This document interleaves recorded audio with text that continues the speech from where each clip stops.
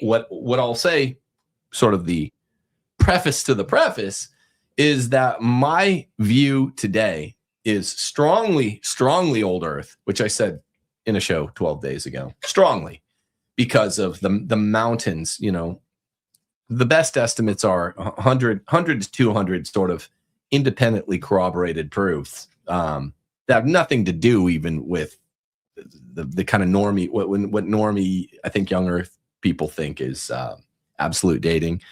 Well, relative dating methods, corroboration from 20 fields of hard science. But I don't see a whit of evidence for Darwinism, meaning proving the origin of species, which is to say, you have to, show that inanimate matter can replicate itself and code information and carry coded information. There's zero information there, and it's embarrassing. So I'm not an evolutionist guy. What I want to talk about is the false coupling of old Earth with macroevolution a little bit. So let me start there. That's the preface to the preface. Andrew will bring you in a second, but I just want to say that there was a movement in the 19-teens in the scientific community in America and Great Britain that was proceeding apace with Einsteinian relativity science. Einstein talked a big game. He promised that what was about to be proven was an eternal universe. And Einstein, who was basically a Spinozan atheist, Jewish Spinozian atheist, who said, I don't believe in a personal God, was really excited about it. In, I think, 1917, he would make these statements like, I'm about to prove the stuff from Democritus in ancient Greece, that the universe doesn't have a beginning. This is going to be a big blow to the religious set. And as the 1920s got underway, something really, really remarkable happened. They were going further and further into a couple of Einstein's theorems, and some of his students found errors, Einsteinian fudge factor. And this ended up leading in 1927 to a complete reversal of all of the trash talk that Einstein and others who would come to be associated with something called the steady state view of the universe, right? A universe without a beginning, would have to eat their words. And Big Bang happened, the Big Bang Theory, which was originally pejoratively named by one of the Big Bang opponents. And this caused a revolution in science. So it caused a revolution in science over the next 3 to 4 decades, where the atheists, materialists like Einstein, and I'll read you quotes from a number of these guys, who had been celebrating in the 19-teens and early 1920s the fact that they were about to show that this mythic bourgeois fairy tale, the Soviet Russians called it a fairy tale of a creation ex nihilo. Specifically, they were referring to St. Augustine's model of the universe, a creation out of nothing, which creates a God, which would obliterate all science, Enlightenment science, they were admitting. I'll read you a handful of quotes after this, and would prove forever, basically, the Christian myth, as the Soviets called it. They thought, they trash talked because they thought they were in a position to trash talk. And then it got judo flipped on them, because in 1927, you have the first big finding that verified that this Catholic priest, Father George Lemaitre, had, using the fudge factor and Einstein, showed him a model, a cosmological model that was hard to deny. They didn't immediately extrapolate the age of the universe from it. The modern estimates on old universe, old cosmos, are 13.8 billion years for the universe, about 4.5 billion years for Earth, and about 1 billion years for life. That's current, and those things can fluctuate. But it did obliterate the fervor in the scientific community for materialist, reductionist, determinist atheism.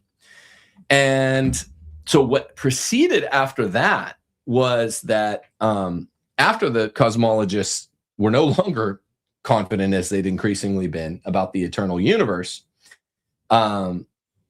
it tried to be proven by Einstein from 1917 to about 1925. Suddenly, they don't know what to do with all of the mountains of proof that start stacking up in the 30s, 40s, 50s. And the big moment was in 1965, which is when they stopped fighting it. By they, I mean secular science in America and Great Britain. They stopped fighting against the Big Bang, because what happened in 1965 was the culmination, showing this, isometric radiation in the universe, the so-called cosmic microwave background radiation. And they dropped all their defenses and they tried to re-judo throw what this Catholic scientist had done to them. And we'll get to that in a second. But I just want to take time to show how many friends of Big Bang Theory and how many foes of Big Bang Theory all remarked that before it had even been proven, and in the early decades of Big Bang Theory, this is not a proof, because science doesn't prove anything. Science never proves anything. It just strongly evidences stuff. Proof requires logic. Proof requires syllogism. So science can't prove anything, but it strongly evidences, if it could be shown that the universe had a beginning in time, the Christian model of the universe, specifically, not just Judeo-Christian. I know we don't like that term now anyway, because it's funky, but it's really the creation out of nothing that is so distinctly told of in Genesis 1 and 2. And you have Stephen Hawking saying it. Wow, this sounds like St. Augustine's account of the universe. Yes, Stephen Hawking has read it, and he's a committed atheist. A Jewish scientist after Jewish scientist continues saying it. I'll tell you this, in 1959, which was before the 1965 discovery of the cosmic microwave background radiation that really ended the discussion. And so they used this, they attempted, the secular scientists, the materialists, to use a second judo throw against the Christian scientists. 6 years before that, a survey showed that 2/3 of American astronomers had clung for the previous, whatever that would be, 32 years, to their atheist view that the cosmos was eternal. 32 years after Father Lemaitre really was producing the receipts to show them this is right. The Christian view of the world, a creation requires a creator, a beginning in time requires a creator. Lemaitre was staid about the implications, but this is why everyone was afraid of it. And in the late 1960s, after 1965, they would completely reverse. After the cosmic microwave background discovery had occurred, atheists began to say, if you can't beat them, join them. And they began to they started to do two things, the atheists, after 65, sorry. They started to commandeer Big Bang propaganda, and they started to put out propaganda about the Big Bang, that this was a victory for secular science, which was a brand new tack. And they, in a lot of bad history books and even science books, they just wiped clean the fact that they had been petrified by a victory, by an ostensible or potential victory of Big Bang. I'm going to read you a lengthy list of steady state atheist scientists in the Soviet Union, China, America, what's it called? Nature magazine, Great Britain, that were just petrified of this. Einstein himself. And so that two-part second judo throw by secular science seems to have been effective. So they commandeered this tool of this Catholic priest. And number two, they started coupling it with macroevolution. So anytime you'll notice, if you start talking about the age of the earth or the age of the cosmos, which are both inanimate objects, people always assume you're talking about macroevolution, not just the age of life, but the way that life changes ostensibly or supposedly. And that's just not true. So there is a wide field of old Earth scientists. Geologists. There aren't many. There aren't really any at all to speak of. I was trying to find any that are like geologists that are deeply studied, aside from like 3 or 4 guys that have kind of made it a cottage industry. There aren't really any geologists who study sedimentology and use, dozens of relative dating techniques that are all very reliable, that all very reliably point toward a certain age range of the Earth, between 2 and 4.5 billion years old.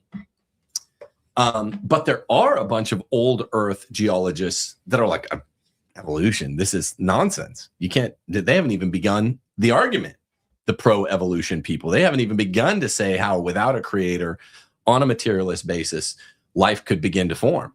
How does a rock or even amino acid or whatever start replicating itself? Even blue-green algae, how does it get to replication and information coding phase, which is what cells do, from not? Show me that first cell. It's a joke. It's a bit of a joke, and they kind of won't admit it. So what I want to show you in this thread is some quotes. Albert Einstein, Jewish Albert Einstein, said, "Big Bang suggests too much the biblical idea of creation." He means creation ex nihilo. One of his research partners from his 1919 relativity project, Arthur Eddington, said, "The notion of a beginning is repugnant to me." Thomas Gold, another Jewish astrophysicist, says, "It is absurd to think that, as Big Bang teaches, we live in a unique epoch when the universe is changing its character." Herman Bondi, another Jewish, this is the formulator of steady state theory, the lame, eventually defeated competing theory during the 30s, 40s, 50s, 60s, before they laid down their arm, theory to Big Bang.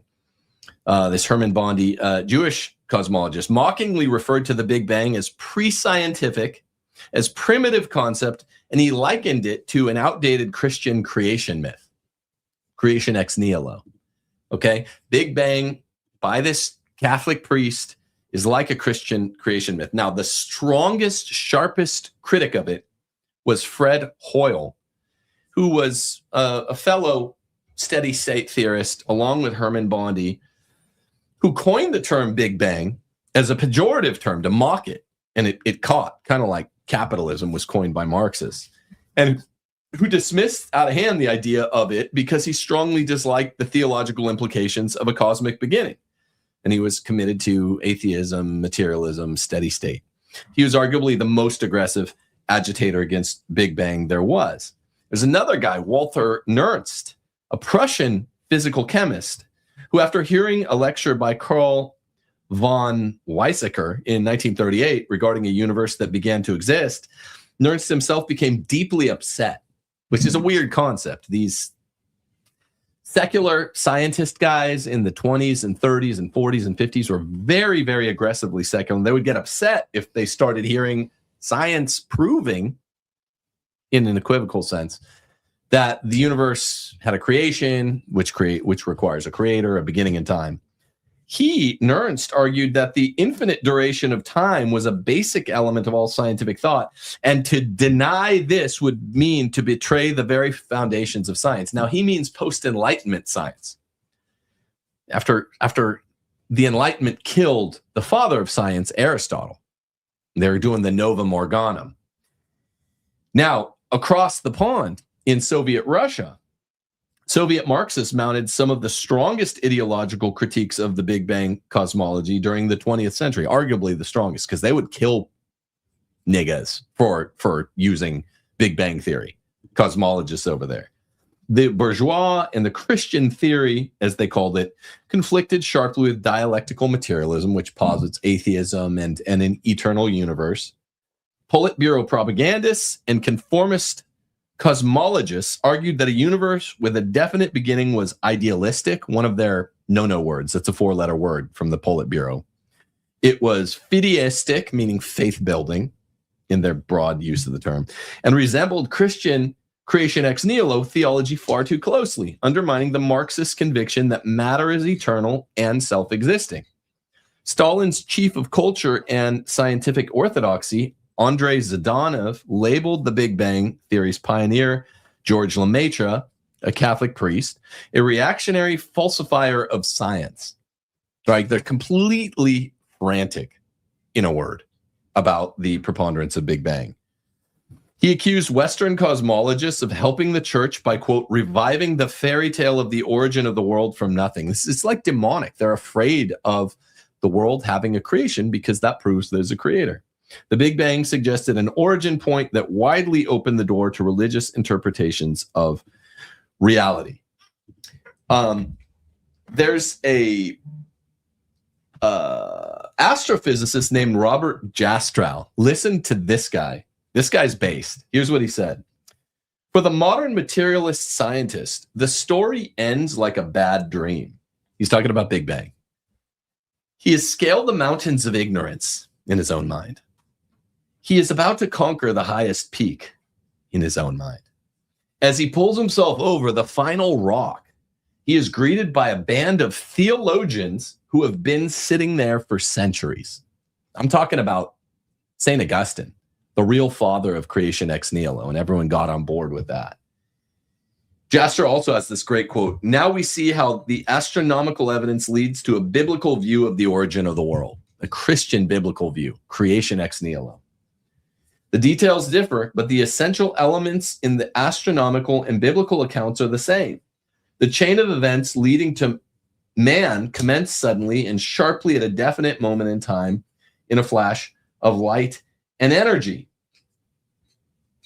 This book I'm reading, great textbook actually for your science textbook for your homeschooling high school students. Is Jastrow correct? Should the Big Bang be understood as it is by some as proving the existence of God and the divinely inspired truth of the Bible?